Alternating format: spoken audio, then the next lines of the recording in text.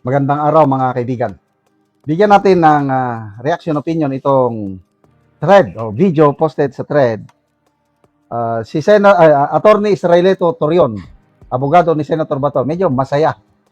Kaya lang, hindi niya pa dinitalya. Sabi lang dito, may ruling na sa Supreme Court sa petisyon ni Senator Bato. Yan ang hinintay natin. So pakinggan natin siya.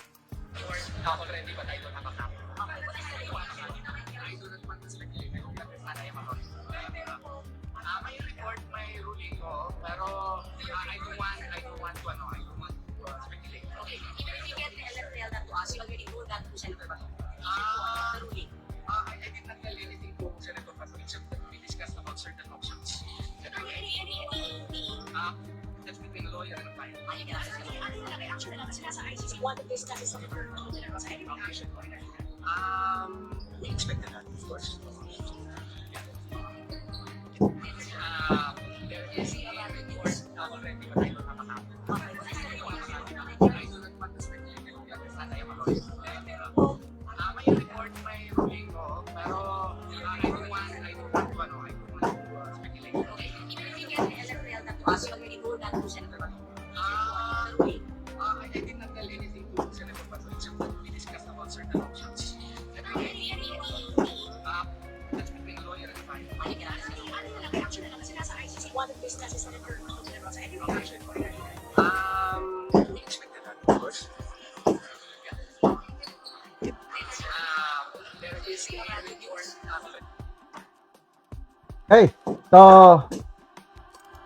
So may ruling na.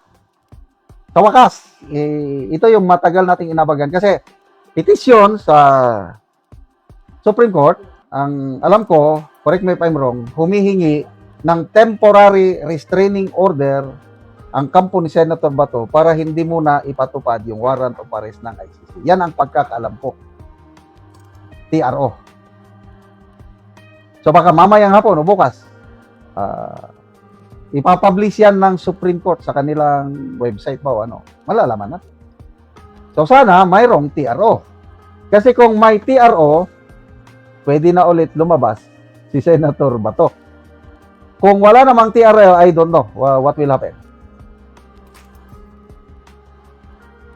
Basta ang alam ko, yung very clear yung guidance ng Supreme Court na pagdating sa mga rendition or extradition na ganito, kaso ni Bato, nagbigay na ng very clear guidance ang Supreme Court na hindi yan susuluhin ng Executive Department, na hindi na nila pwedeng ulitin yung nangyari kay PRRD.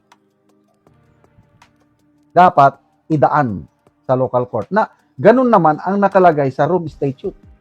I think Article 59 na ang state o Pilipinas na nakatanggap dapat idaan niya yung warrant na yon galing ICC sa local court and let the local court determine. So napakasimple naman yun. So sana ganon ang ruling ng Supreme Court. But wala. Tama yung sabi ni Attorney na he does not want to speculate. Kaya hintayin lang natin yung actual ruling na lalabas. Kaya lang, ako lang, opinion ko lang ito, basta hindi magpapatalo ng basta-basta si Senator Bato, lalaban niya. Ngayon na nagawa na niya yung mission.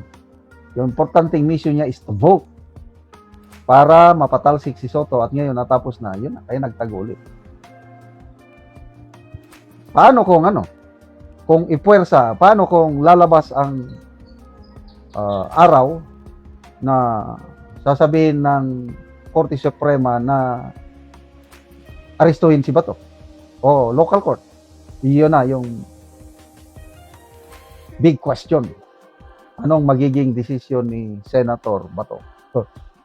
Susundan ba niya si General Bantag? Kasi, balik tayo, Lacson. Mayroong warrant of arrest, nagtago. Ayaw niyang makulong. And then, nung nagbago ang administration, nagawa ng paraan na mabaliwala yung warrant of arrest. Ganyan talaga ang buhay politiko. Kaya hindi nakulong si Lacson. Kaya, itong si Lacson, sinasabi niya na, mag-surrender ka na lang ba to? Oh! Ano yun? Follow what I say, but don't do what I did. Ganon ba yun?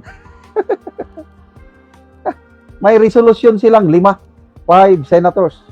Soto, Lacson, Bam, Risa, and Kiko, nag-resolution na dapat mag-voluntary surrender si Bato. Weh, hintayin yung hintayin yung decision ng Supreme Court.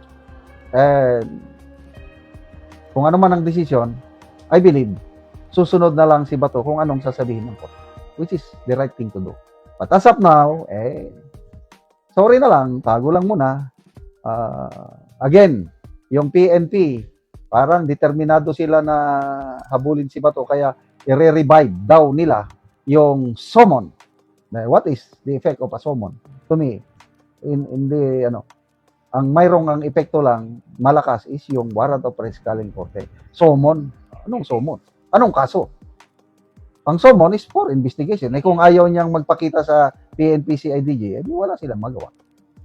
Salamat mga kaibigan sa inyong pagsubaybay sa channel na ito.